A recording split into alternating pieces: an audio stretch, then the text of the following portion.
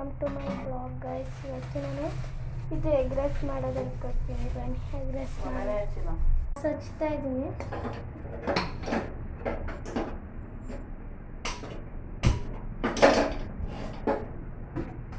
ನೋಡಿ ಇಷ್ಟೇ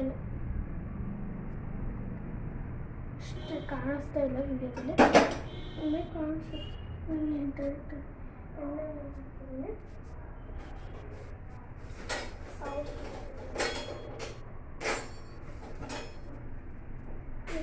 ತಗೊಳ್ತೀನಿ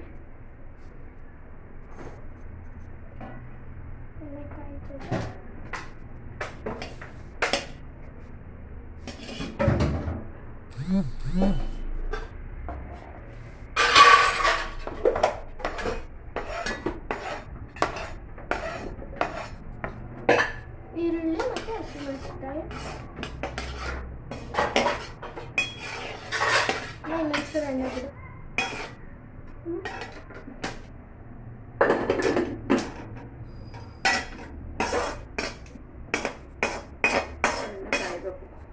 ಈ ಬಾಣಲೆಕಾಯಿ ಅದೇ ಒಂದು ಗಂಟೆ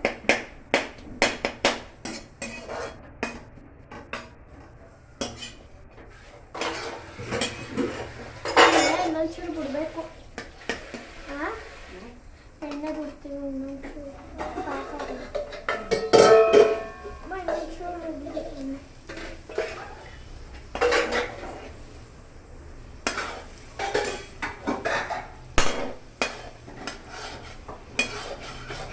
ಅಮ್ಮನಲ್ಲಿ ಇದೆಲ್ಲ ಸಾರೆಲ್ಲ ಜಾಸ್ತಿ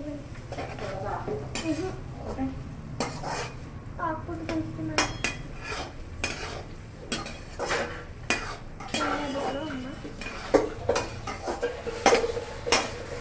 ಈರುಳ್ಳಿದಾದ್ಮೇಲೆ ಶುಂಠಿ ಬೆಳ್ಳುಳ್ಳಿ ಪೇಸ್ಟ್ ಮನೆಯಲ್ಲೇ ರುಬ್ಕೊಂಡಿರೋದು.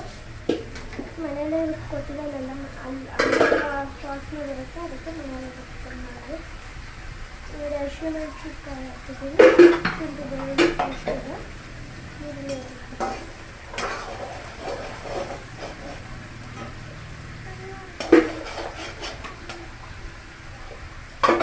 ಪೇಸ್ಟ್ ಹಾಕಿದ್ದೀನಿ.